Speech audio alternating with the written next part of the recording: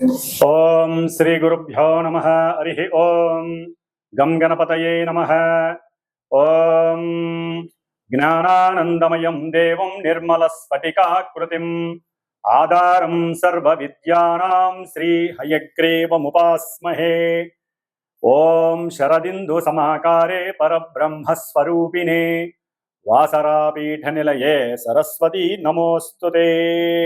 ఆదిత్యాయ చ సోమాయ మంగళాయ బుధాయ చ గురుశుక్రశనిభ్యశ్చ రాహవే కేతవే నమః.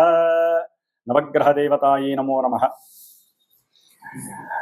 ఈ రోజున వీక్షించేటటువంటి నవగ్రహ భక్తులందరికీ కూడా నవగ్రహ సమాచార విషయంలో మరి ఈ రోజున మనం తెలుసుకోబోయేటటువంటి విషయం ముఖ్యంగా మిథున రాశిలో జూన్ 15వ తేదీన మృగశిర నక్షత్రంలో అడుగుపెట్టినటువంటి సూర్య భగవానుడు, అందులో ఆల్రెడీ మనకి పోయిన నెల మే 14వ తేదీ నుంచి కూడా శుభప్రదాత అయినటువంటి దేవతలకి ఆది గురువు అయినటువంటి గురువు అనగా బృహస్పతి, ఈ యొక్క గ్రహము మిథున రాశిలో ఆల్రెడీ నెల రోజుల బట్టి కూడా సంచారం గావిస్తూ ఈ సూర్య భగవానుడు ఎప్పుడైతే జూన్ 15వ తేదీన అడుగు పెట్టాడో ఆ రాశిలోకి, అప్పటి నుండి కూడా గురుమూఢమి అనగా ఆయన అడుగు పెట్టడానికి కొన్ని రోజుల ముందే ఆ సూర్యుని యొక్క శక్తి అనగా ఆ యొక్క కిరణాల యొక్క వీక్షణ గురుని యొక్క వీక్షణలను అడ్డుకొని గురుమూఢమిగా మనకి తెలియజేయబడుతోంది శాస్త్రం. అంటే ఈ గురుమూఢమి జూన్ 9వ తేదీ నుండి జూలై 9వ తేదీ అనగా 10వ తేదీ వరకు సూర్య భగవానుడు అంటే రవి గురుల యొక్క కలయిక గురుమూఢమితో శుభకార్యాలకి ఇబ్బందికరమైనటువంటి పరిస్థితులు ఎదుర్కొన్నాయి. అంటే పెళ్లిళ్ళు కానీ, ఉపనయనాలు కానీ, అట్లాగే గృహప్రవేశాలు, శంకుస్థాపనలు ఇలాంటివి ఏవి కూడా జరపలేనటువంటి పరిస్థితి. ఎందుకంటే గురువు గ్రహాలన్నిటిలోకి అత్యంత శుభ ఫలప్రదాయకుడు. పూర్వపుణ్య ఫలాలన్నిటినీ కూడా తృప్తిగా మానవుడికి ఇచ్చేటటువంటి వాడు గురుడే.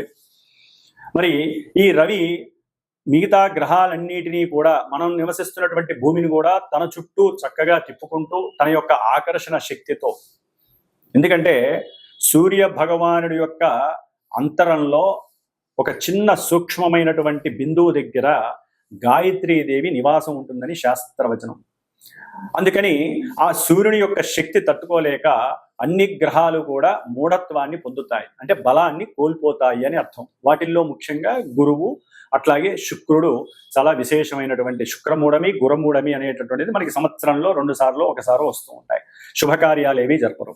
మరి అలాంటి సూర్యుడు, ఈ సూర్యుడు ముఖ్యంగా అధికారాన్ని, అట్లాగే కీర్తిని, హోదాన్ని, ఉద్యోగ దర్పాన్ని, ఉద్యోగ బాధ్యతలను, అట్లాగే పితృశాసనాన్ని అంటే తండ్రి యొక్క ఆశ్రయాన్ని కానీ, తండ్రి యొక్క ఆదరణని కానీ, పితృసేవా మార్గాన్ని కానీ, అట్లాగే హోదా, అట్లాగే కార్యశీలుడు అంటే ఎటువంటి కార్యాన్నైనా సరే అచంచలంగా, నిర్మోహమాటంగా, ముక్కుసూటిగా నిర్వర్తించేటటువంటి వాడు సూర్య భగవానుడు.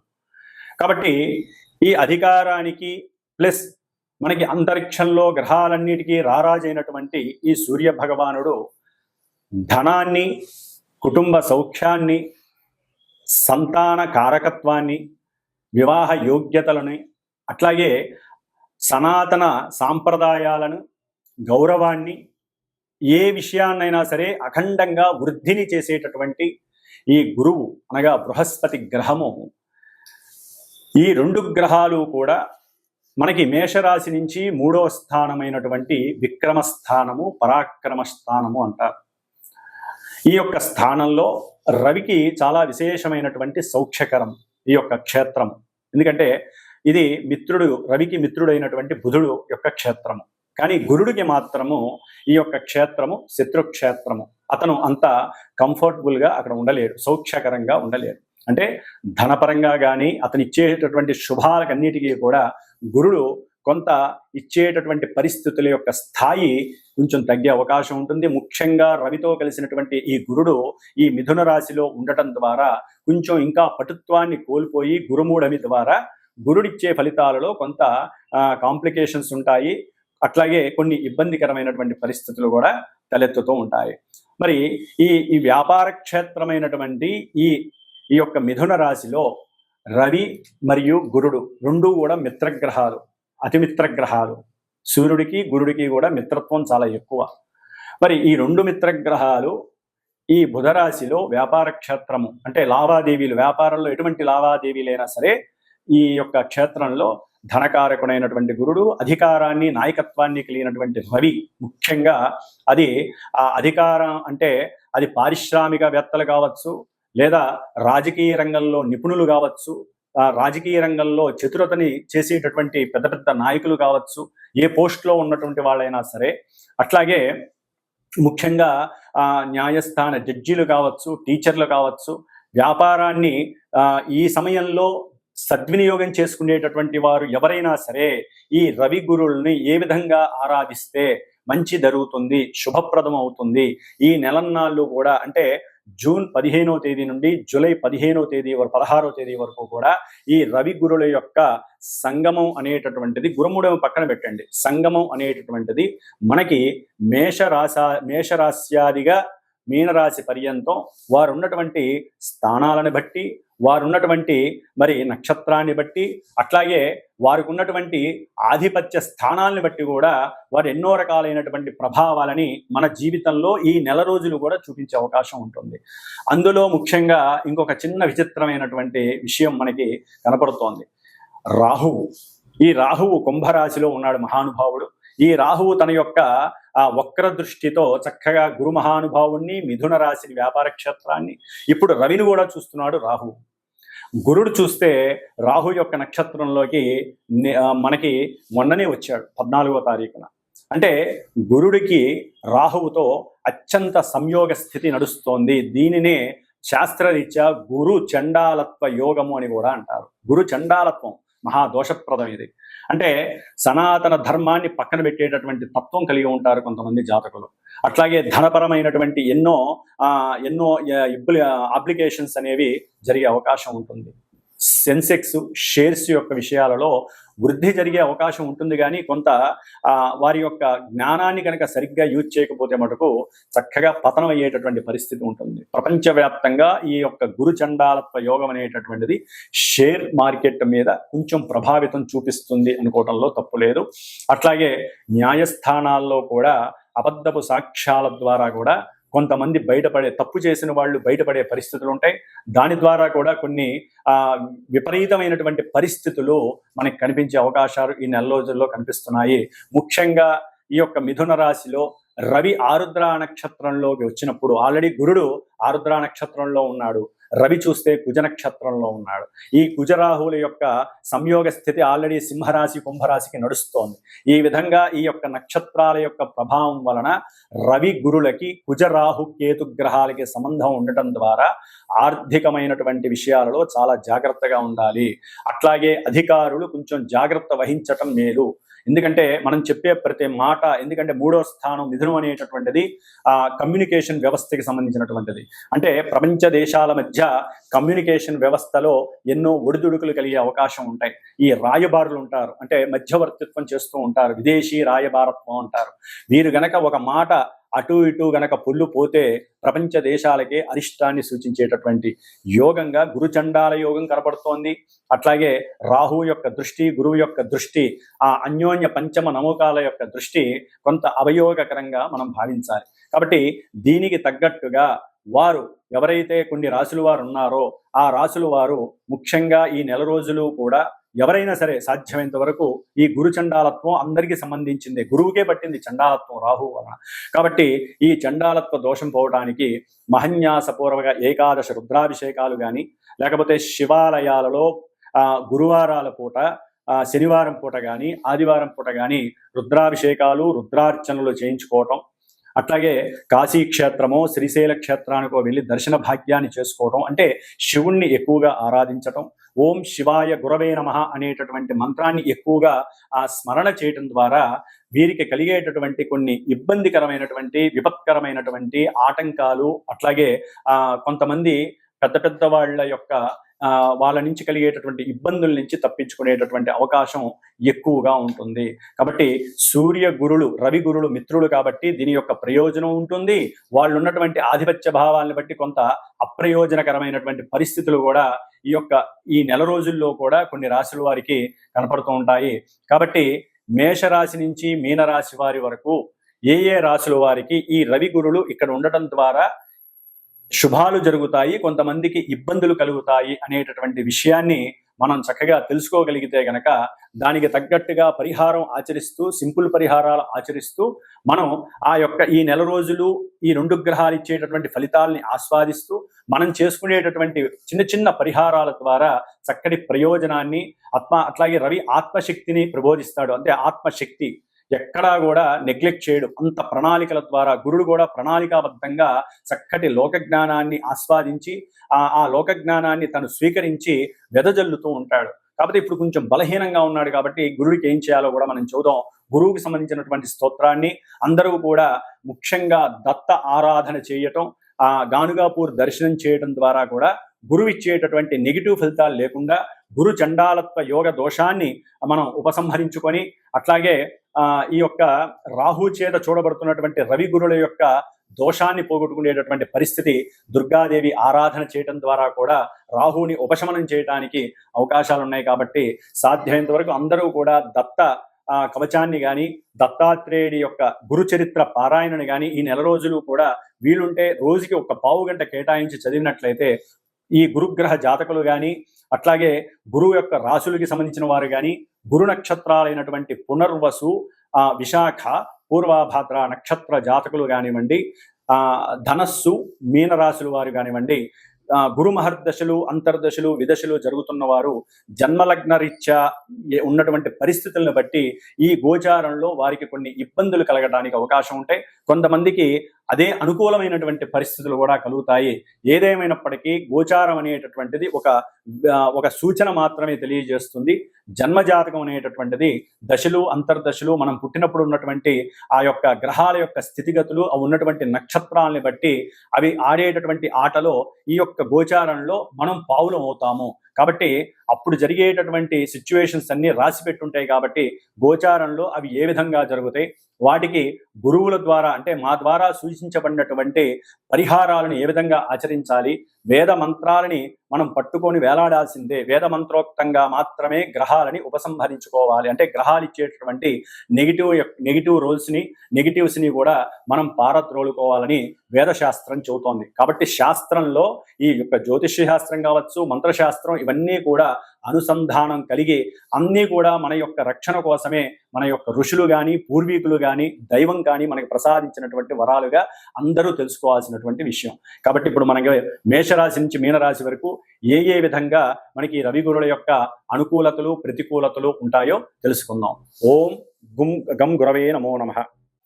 మేషరాశి వారికి జూన్ 15వ తేదీ నుండి జూలై 14వ తేదీ 15వ తేదీ వరకు కూడా మిథున రాశిలో సంచరిస్తున్నటువంటి రవి మరియు గురులు, ఈ రవి గురుల యొక్క మిశ్రమ సంయోగం అనేటటువంటిది మిథున రాశిలో సంచరించడం ద్వారా అది కూడా ఈ నెల జూన్ 22వ తేదీ వరకు సూర్య భగవానుడు తన మిత్ర నక్షత్రమైనటువంటి కుజ నక్షత్రంలో ఆయన సంచరిస్తూ, అట్లాగే గురుడు ఈ నెల 14వ తేదీనో 15వ తేదీనో రాహు యొక్క నక్షత్రమైనటువంటి ఆరుద్ర నక్షత్రంలో సంచరిస్తూ ఉన్నాడు.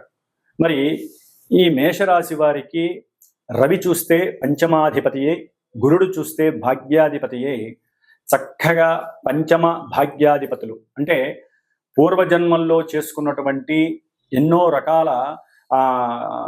రకాలైనటువంటి పుణ్య ఫలాలు ఈ జన్మలో, ఈ నెలలో కాస్త మీకు అనుకూలమైనటువంటి పరిస్థితుల్ని కలుగజేయడానికి ఈ రవి గురుల యొక్క అనుకూలత ఉంది అని చెప్పుకోవాలి. అయితే సంతానపరంగా కొంత ఆర్థిక పరమైనటువంటి సహాయ సహకారాలు మీకు లభించటము, లేదా సంతానానికి విదేశాలలో ఉన్నటువంటి సంతానానికి వారికి ఏదో ఉద్యోగపరమైనటువంటి ఇబ్బందులు, సమస్యలు వచ్చినందుకు మీరు తెలిసిన వారి దగ్గర కాస్త అప్పు తీసుకొని త్వరలో తిరిగిచ్చేస్తామని చెప్పి ధనాన్ని మీరు వారికి సహాయం చేయటం అనేటటువంటిది జరగడానికి అవకాశం ఉంది. ఇక్కడ సంతానకారకుడైనటువంటి గురుడు, సంతాన స్థానాధిపతి అయినటువంటి రవి, ఇరువురు మధ్య మిత్రత్వం ఉండడం ద్వారా ఒకరికొకరు ఈ నెల రోజులు కూడా చక్కగా సహాయ సహకారాలని పూర్వజన్మ సుకృతం ద్వారా అందించుకునే భాగ్యం కలుగుతుంది.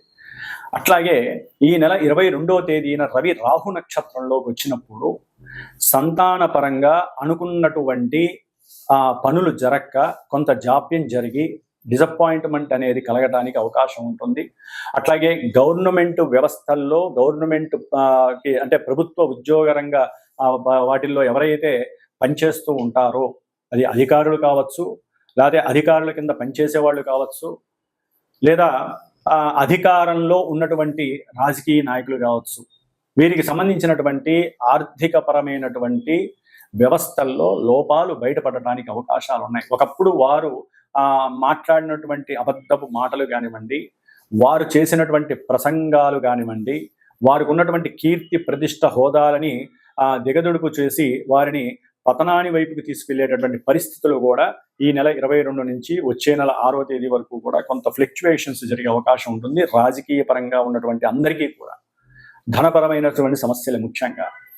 అట్లాగే న్యాయస్థానాలకి సంబంధించినటువంటి జడ్జిలు కానీ, ముఖ్యంగా లాయర్లు, అంటే వారు లాయర్లు ఈ నెల రోజుల్లో కూడా చాలా వరకు అబద్ధపు సాక్ష్యాలతో కూడినటువంటి ప్రసంగాలు చేయటం, వాదించటం, మూర్ఖత్వమైనటువంటి కొన్ని అవివేకమైనటువంటి అనాలోచితకరమైనటువంటి పరిస్థితుల్ని ఎదుర్కొనే పరిస్థితులు కనిపిస్తున్నాయి. కొంచెం మాట్లాడేటప్పుడు వాచకంలో చాలా జాగ్రత్తలు వహించడం చాలా మంచిది. అట్లాగే ధనం కోసం కకృత్తి పడకుండా, ఎవరైనా సరే మేషరాశి వారు ధనం కోసం కకృత్తి పడకుండా సాధ్యమైనంత వరకు దైవ ఉపాసన ద్వారా వారి యొక్క జీవితాన్ని ఈ నెల రోజులు కూడా ఏ దత్తాత్రేయుడికో, ఏ సూర్య భగవానుడికో ధారాదత్తం చేయాలి. ముఖ్యంగా శివారాధన చాలా విశేషమైనటువంటిది. ఎందుకంటే గురుచండాలత్వ దోషానికి ప్రయాణపు దోషాలు వస్తాయి. ఎవరైతే మేనరికం ఉన్నటువంటి వాళ్ళు కానివ్వండి, లేకపోతే మీ ఇంట్లో తండ్రి తరపు ఉన్నటువంటి బంధువులు కానివ్వండి, గురు సమానులైనటువంటి వారు కానివ్వండి, టీచర్లు, జడ్జీలు, అంటే మీ ఇంటి చుట్టుపక్కల ఉన్నటువంటి ఎవరైనా సరే, వీళ్ళందరూ కూడా లాయర్లు కానివ్వండి, చివరికి రచనలు రాసేటటువంటి వారితో కూడా కొంత తెలియని అజ్ఞానపూరితమైనటువంటి అబద్ధాలాడేటటువంటి పరిస్థితుల్లో మీరు వారితో వాగ్వాదం చేసేటటువంటి పరిస్థితులు ఉంటాయి. కాబట్టి కొంచెం జాగ్రత్త వహిస్తూ ఉండండి. ఎటువంటి పరిస్థితుల్లో కూడా మీకున్నటువంటి నాలెడ్జ్ని అవతల వ్యక్తులకి జాగ్రత్తగా షేరింగ్ చేస్తూ మీ యొక్క నాలెడ్జ్ని వృద్ధి చేసుకోవటం ద్వారా వ్యాపారంలో ఉన్నతమైనటువంటి స్థితి కలుగుతుంది. అట్లాగే ప్రభుత్వ రంగ సంస్థల్లో ఎప్పుడైనా సరే షేర్స్ పెట్టుంటే అవి చక్కగా కలిసి వచ్చి మీకు సమయానికి కలిసి రావడానికి కూడా ఇది సరైనటువంటి అవకాశం అని కూడా చెప్పచ్చు. అంటే పెట్టుబడులు ఏదైనా పెట్టుంటే కనుక అనుకోకుండా మీకు ధనము లభించడం అనేది జరుగుతుంది. అట్లాగే తండ్రి యొక్క సహాయ సహకారాలు పరిపూర్ణంగా మీకు లభిస్తున్నాయి. అనుకున్న సమయానికి ఎక్కడి నుంచో డబ్బు రావాల్సి ఉంటే రాలేకపోతే తండ్రి నేనున్నానంటూ వచ్చి తనకి సహాయం అంటే తండ్రి కొడుకులు వీళ్ళలో ఎవరైనా సరే, అది స్త్రీ సంతానమైనా లేకపోతే పురుష సంతానమైనా ఎవరైనా సరే, తండ్రి కొడుకు లేదా తండ్రి కూతుళ్ళు వీళ్ళ మధ్య సహాయ సహకారాలు ఆర్థిక విషయాలలో అకస్మాత్తుగా అనుకూలమైనటువంటి పరిస్థితుల్లో చక్కగా వాళ్ళకి కావలసినటువంటి విషయాల యందు సమకూరుతాయి. అట్లాగే ముఖ్యంగా ఈ గురుచండాలత్వం వలన కొంతమంది స్త్రీలు ఎవరైనా సంతానం కావాలి అని సంకల్పించుకున్నట్లయితే కొంచెం ఈ రాహుతో కలిసినటువంటి సందర్భం వలన ఈ నెల జూన్ 22వ తేదీ నుండి జూలై 10వ తేదీ వరకు కూడా ఈ గురువు బలంగా లేకపోవడం ద్వారా కొంచెం వాళ్ళకి గర్భానికి సంబంధించినటువంటి విషయాల్లో ప్రతికూలమైనటువంటి పరిస్థితులు కనబడతాయి. అంటే వాళ్ళు 2-3 నెలలు మనకి ఇంకా పీరియడ్స్ రాలేదు కాబట్టి సంతాన యోగం కలిగే అవకాశం ఉందని కొంచెం ఆనందపడతారు. ఆనందాన్ని అలాగే ఉంచుకోండి, ఏం కాదు, ఆనందం అలాగే ఉంటుంది. కానీ ఆ ఆనందం నిలబడటానికి నెల రోజులు కూడా సాధ్యమైనంత వరకు ఓం దిగంబర దిగంబర శ్రీపాద వల్లభ దిగంబర లేదా దత్తాత్రేయుడు ఫోటో పెట్టుకొని 10 నిమిషాలు ఆయన్ని ధ్యానం చేస్తూ, దత్తాత్రేయుడ నీ యొక్క అనుగ్రహంతో గురువుకు ఉన్నటువంటి మాలిన్యం, ఇప్పుడు గురుడికి మాలిన్యం పట్టింది, ఇటు రవి వలన అస్తంగత్వం చెందినటువంటి గురుమూఢమి రాహు యొక్క నక్షత్రంతో ఉండి రాహు చేత నవమ దృష్టితో చూడబడుతున్నటువంటి గురు చండాలత్వం వలన గురుడికి పూర్ణంగా దోషం ఏర్పడింది. కాబట్టి గురుడికి అధిష్టాన దేవత అయినటువంటి దత్తాత్రేయుడు మాత్రమే, బ్రహ్మ విష్ణు మహేశ్వర స్వరూపమైనటువంటి దత్తాత్రేయుడు మాత్రమే మీ యొక్క సంతానాన్ని కాపాడేటటువంటి యోగాన్ని కలుగు చేస్తున్నాడు. కాబట్టి వాళ్ళ యొక్క ఆలోచనలు కూడా మారే అవకాశం ఉంటుంది.